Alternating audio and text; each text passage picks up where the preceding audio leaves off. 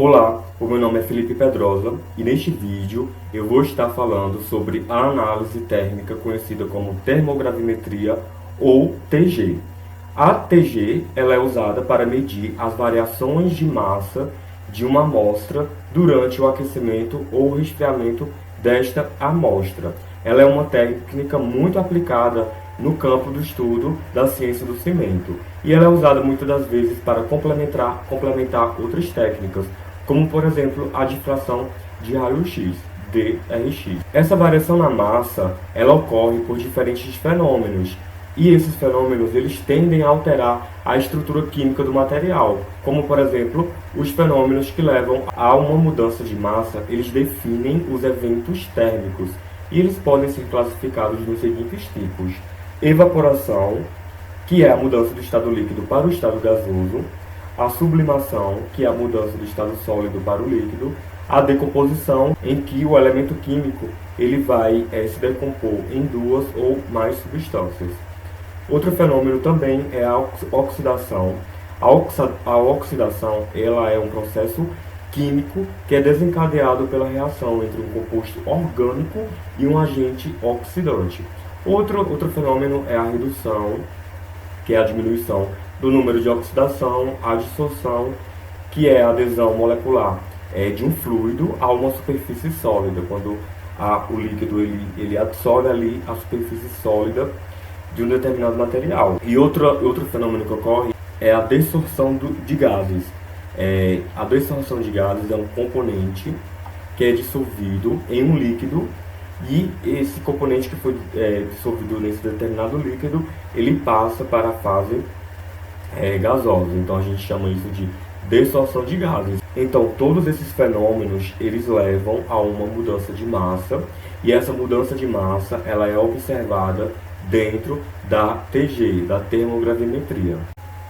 Bom, a TG, a termogravimetria, ela gera como resultado um gráfico com algumas curvas. Então é importante que a gente analise bem essas curvas e entenda qual o evento térmico que está ligado a essa mudança na curvatura do resultado quando a gente coloca ele graficamente. Então, por exemplo, aqui eu tenho o eixo de massa e a temperatura. Então, na medida que a temperatura aumenta, a massa lá em cima também tem uma mudança.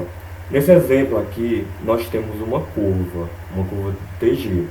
Então, a gente observa que nessa curva não ocorreu nenhum evento térmico. A amostra, ela não apresentou, na verdade, variação de massa aí no seu ciclo térmico. A massa dela continuou constante.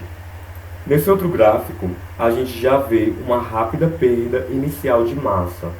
Geralmente, essa rápida perda inicial de massa, já a baixas temperaturas, isso ocorre por perda de umidade ou também desorção de gases, que é um dos fenômenos que a gente falou anteriormente. Esse outro gráfico, ele trata-se de um evento térmico aí bem definido. Então a gente já vê pela curva que ocorreu alguma decomposição da amostra em um único estágio. Então no único estágio aí houve essa queda de massa com o aumento de temperatura. Então trata-se de um evento térmico bem definido. Aqui eu tenho outro gráfico. Nesse gráfico de TG, as curvas aqui elas apresentam estágios múltiplos de decomposição. Então ocorrem aí muitas decomposições. Então temos um estado múltiplo de decomposição. Isso está ligado principalmente à questão de vários materiais, de possuir vários materiais. Nesta curva, então, a gente observa um ganho de massa. Por exemplo, uma oxidação de metais. Então, quando ocorre a oxidação de metal, ocorre ali um ganho de massa.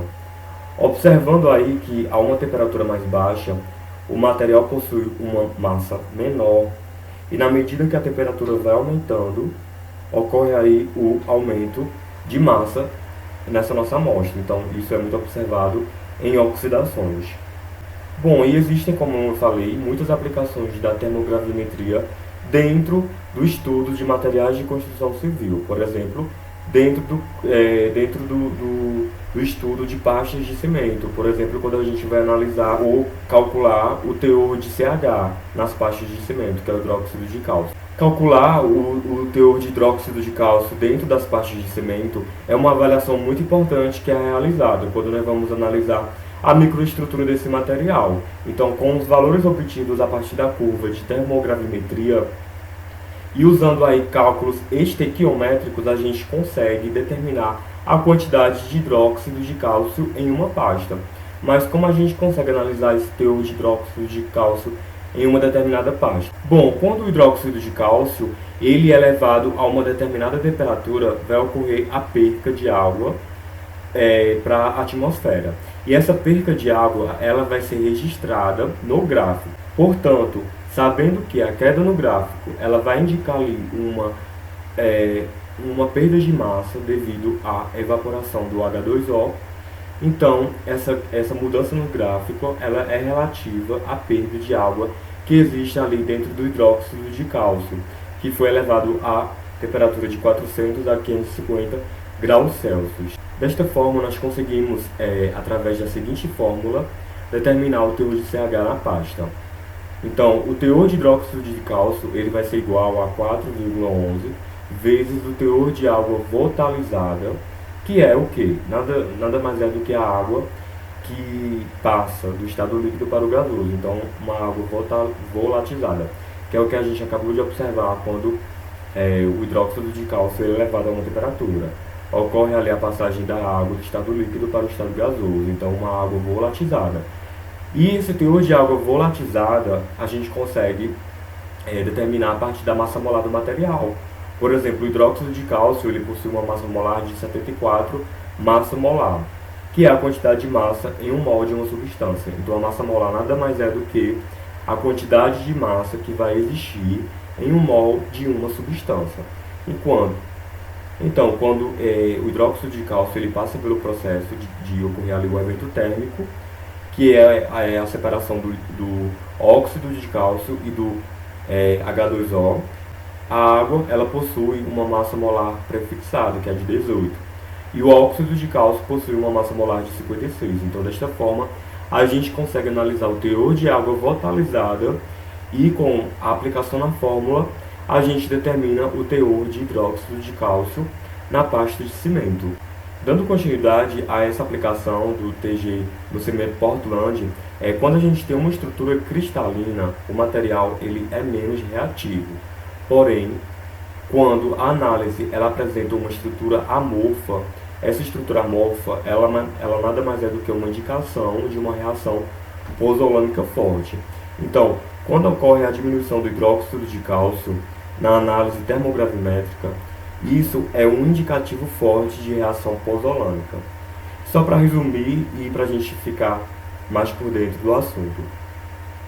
A reação pozzolânica ela se constitui como a decorrente da capacidade de reação da adição mineral com o hidróxido de cálcio, gerado ali durante a hidratação do cimento, formando assim silicato de cálcio hidratado adicional. Portanto, por meio das curvas TG, é possível analisar a quantidade do teor de hidróxido de cálcio na pasta de cimento. E essa é um indicativo forte para a gente analisar as reações pozzolânicas e entender a reação, se o material é mais ou menos reativo. Bom, neste escopo de análises térmicas, de técnicas de análises microestruturais, uma das recomendações dadas por professores de linhas de pesquisa de materiais de construção civil que fazem uso de métodos de análises microestruturais em suas pesquisas, é primordial especificar, antes do início da pesquisa, quais técnicas serão utilizadas e quais as informações que serão obtidas através do uso destas técnicas. Então, ter isso pré-estabelecido antes de iniciar a pesquisa e antes de fazer o uso das análises microestruturais, é importante saber onde ela vai se aplicar dentro da pesquisa que será realizada.